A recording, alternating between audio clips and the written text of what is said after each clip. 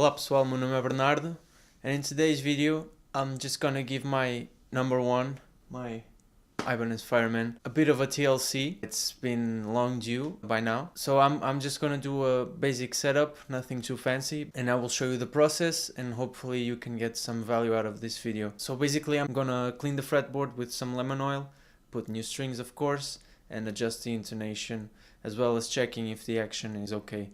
Sometimes you need to adjust the truss rod or the bridge height, but normally in my guitar it stays okay even when I change the gauge of the string, which will be this case. I don't know if it's going to be a lengthy video, but it will be lengthy for you, I'm sure, because this needs some attention to detail when you're doing the setup in order to do it correctly. So feel free to put on your favorite album on Spotify or however you hear music and take it easy, grab a beer, have some sips from time to time, take it slow and you will do everything correctly. That's what she said.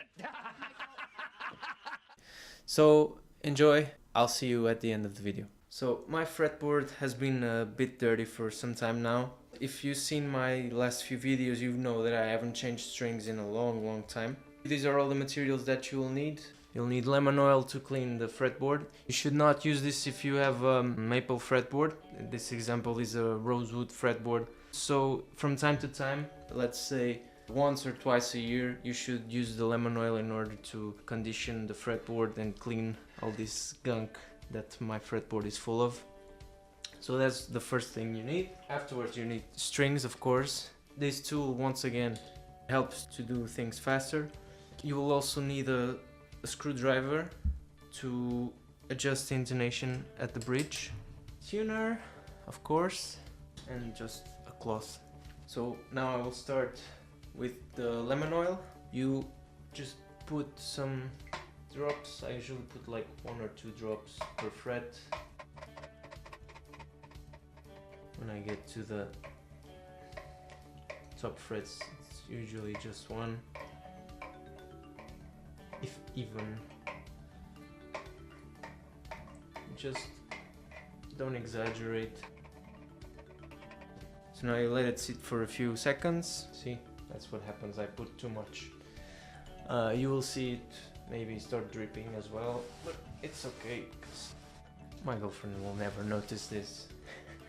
So now that you have the lemon oil all over your fretboard, it's time to start scrubbing, so to speak. If you just let the oil sit for a few hours or whatever, it will absorb it, but this way you spread the lemon oil faster and you start cleaning the excess straight away. This is not like the fast fret. You should not have too much of it.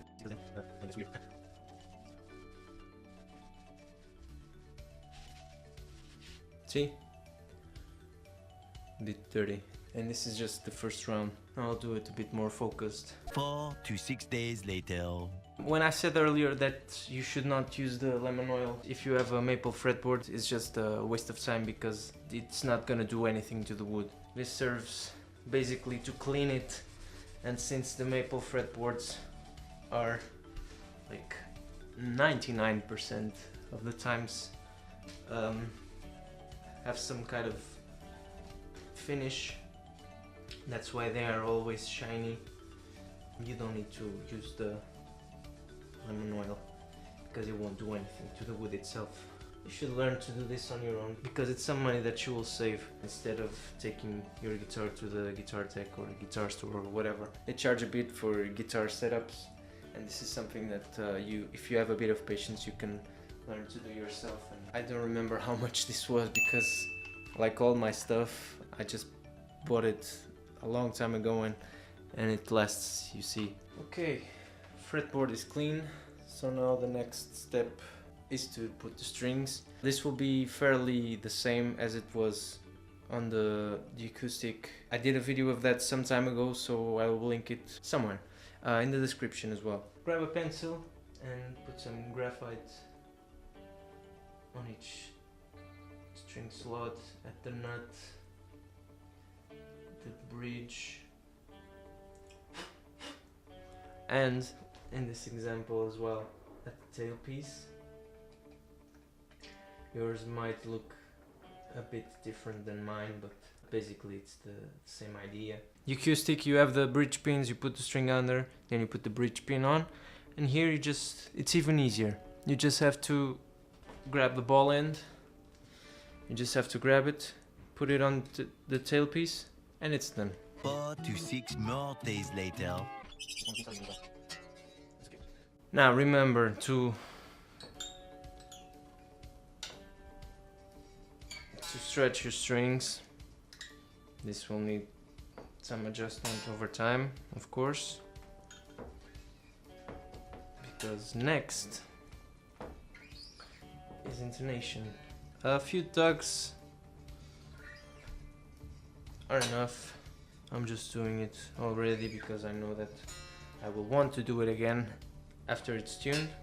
Here it is, the worst cable I've ever had. Okay, so now to tune it up. 2,000 years later. I've got my second camera set up somewhere here, and you will see the tuner. So now let's do the intonation. So as you can see, it's in tune, and now you go to the 12th fret, you fret the fret, of course, pluck it, and it's not intonated. So in this case, as you can see, the E is a bit flat, the needle is leaning towards the left. So what you do is you move your bridge saddle to the left as well. So now you have to retune.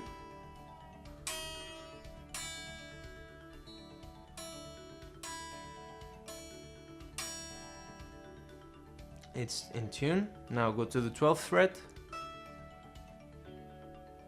I have to do a bit more.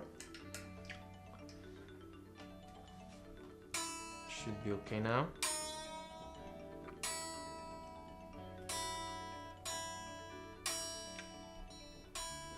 It's an E once again. Boom. It's okay. Just to double check now. Yeah, should be okay. Next string. The idea is basically the same. To where the needle in the tuner points is where you should put your string saddle towards to.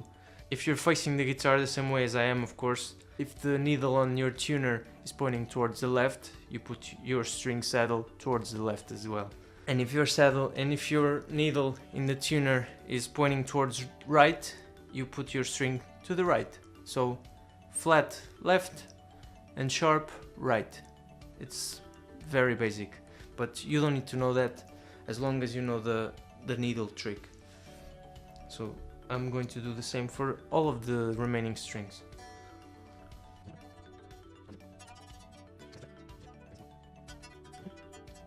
See, sometimes it tricks you. It tricked me to put this way, and now it's just a tiny bit sharp. So I have to pull it backwards, just a tiny bit.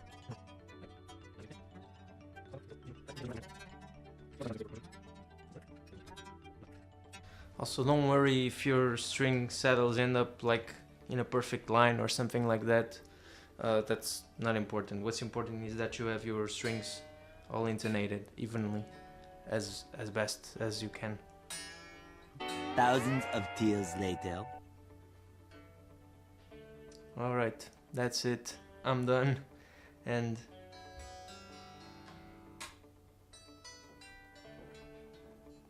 I'm pretty satisfied with the result. So that's it. Your fretboard is now all clean. Your frets will be clean as well. You have new strings.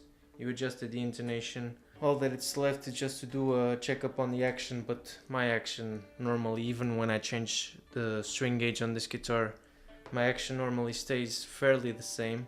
So I use just a piece of paper and I just put a capo on the first fret. Yeah, you push the string not on the last fret, but somewhere on the 15th or 17th, and if you can fit the piece of paper in between the string and the fret, that means that the action is perfect, at least for me. because the action is a very personal thing, and it depends also on the genres that you play. As I'm mostly a rock, a metal, hard rock, etc. guitarist, I prefer my action to be very low. I like it when it buzzes when it's unplugged, but it doesn't buzz when it's plugged. If you play slide, your action will be higher, of course, but that depends on your style of playing. Okay everyone, so that's it. Now my guitar is ready for another couple of months.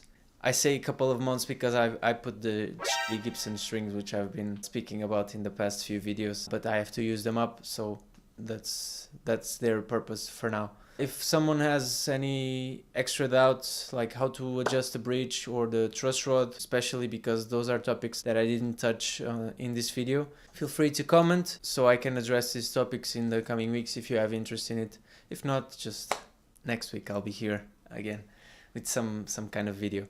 Follow me on my social media on Facebook and Instagram. All the links are in the description. Don't forget to subscribe if you enjoyed this content. Hit the little bell button in order to receive updates when a new video comes out. I'm doing videos weekly, so you know, every week I'll have a new video for you guys, and hopefully you can enjoy my stuff. So I'll see you guys. Until then, have an amazing week, and bye bye.